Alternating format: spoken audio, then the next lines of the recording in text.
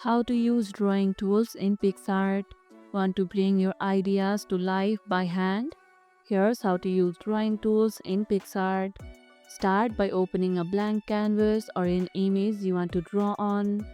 Click the Draw tab to open Process, Erasers, and the Color Palette.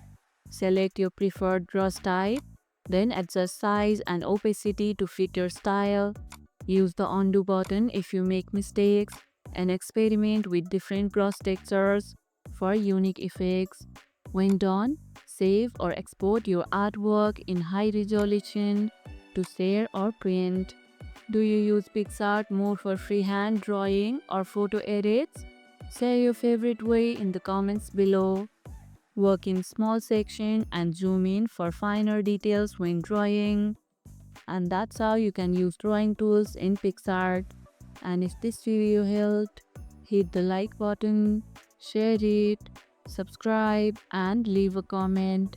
Thanks for watching, and I'll see you in the next one.